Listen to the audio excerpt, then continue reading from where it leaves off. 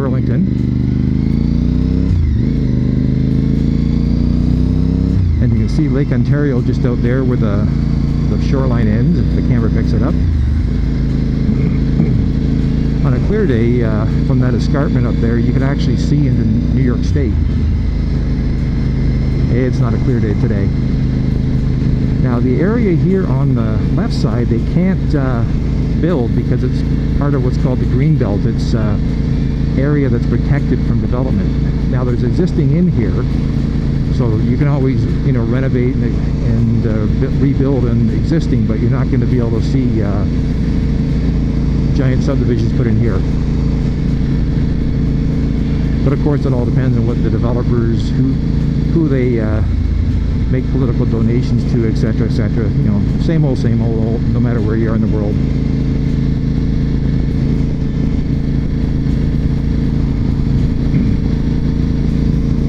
Now, just so you know, it's like about 11:15 in the morning. That's why I'm doing this right now, because this is sort of a lull in traffic.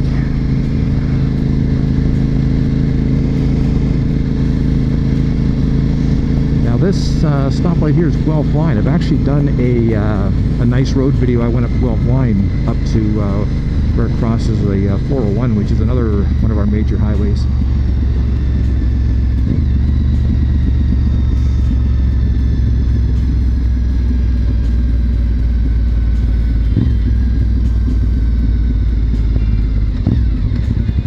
Believe it or not, the Guelph Line was a way that my grandfather used to go, I'm going to say 45 years ago, to go to our cottage up at Wasaga Beach.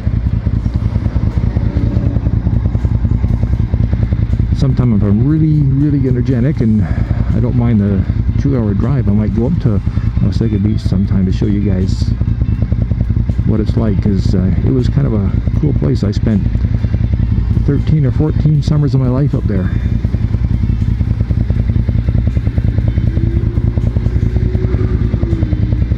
The only problem is you spend 13, 14 years of your life up at a cottage, you get kind of cottaged out.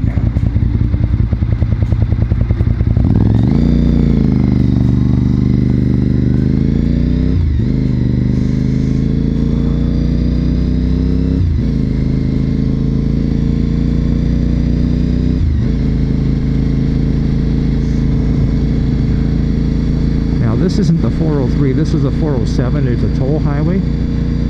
It was built by the province, and then they sold it for a stupidly cheap amount to a Spanish company. You can pretty much set the fees for whatever they want and suspend people's licenses and just all that total BS. And the people weren't too impressed with it. Like, it's an okay highway, but the rate they charge, like I can drive from Buffalo, New York to Albany, New York, which is about a 7 or 8 hour drive, and it cost me like $11. And one way on this thing, I think I recall, is around $30, and it's I can't remember how far it goes. I think it's like 60 or 80 kilometers. It's not a very long highway.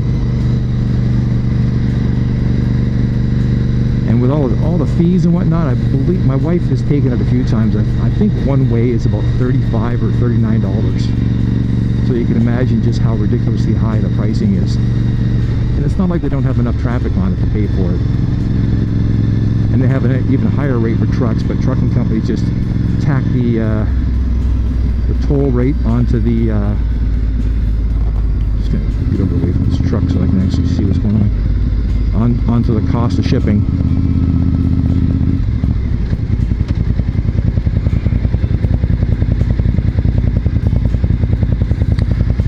Now this is Walker's line, so we're about halfway through Burlington. Burlington's actually a pretty big city. It's very spread out. It goes all the way down to Lake Ontario.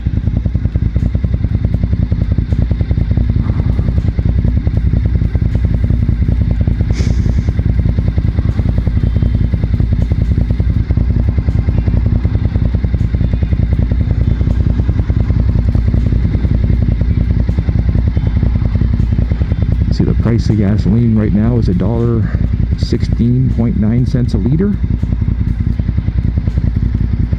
I know the people in Europe are going, that is cheap, and the Americans are going, huh?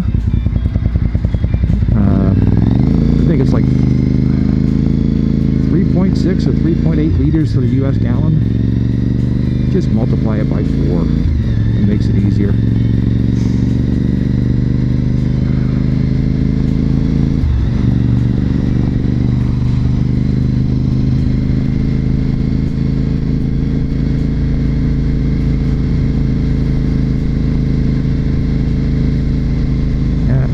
Just so you know, today is the first day of school. The flashing light means the speed limit is 60 when it's flashing. I don't even know what the speed limit normally is. I think it is actually 60 anyways, but well, whatever. And it's a safety thing there, so the fines are higher. They actually were talking about the school buses, that if you pass a school bus with the flashing lights, you can get up to a $2,000 fine and 6 demerit points. I think if you lose 10 or 12 demerit points on your license, you end up getting your license suspended. I'd never had that happen, so I don't know. And actually, I don't think I know anybody who's ever had that happen, because I tend to hang out with people that, for the best part, obey the laws. I'm not saying I don't know some people that got some heavy feet or throttle wrists.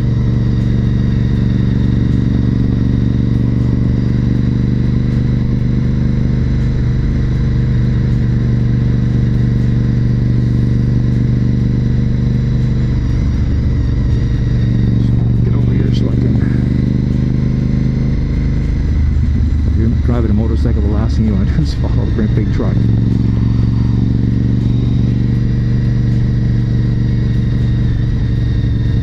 Now this is Appleby line.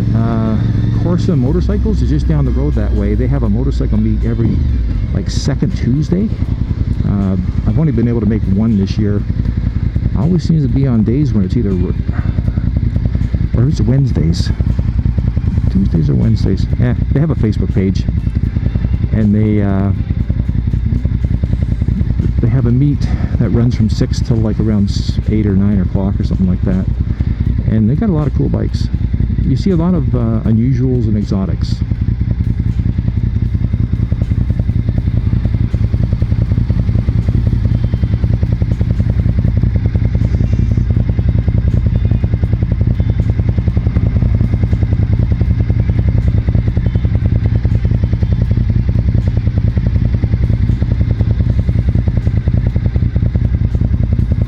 Again, when I was a lot younger, this was all farmland scrub, there was nothing here.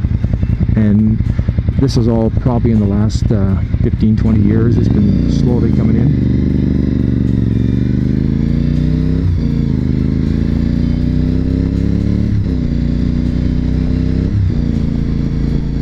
So I'm seeing most of this for the first time, because I've been down to Appleby a few times, but from here on in, it's I come down this way maybe once every couple of years. And anybody who's American looking at this, we have a lot of the same stores and shops. Not all of them, but we have a lot of them.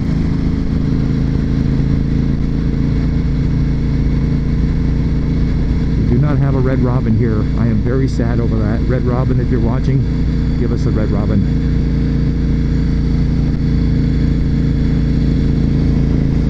But if you do get one, don't put it too close to my house, or I'll weigh about 900 pounds before the year is out. The best burgers in the planet.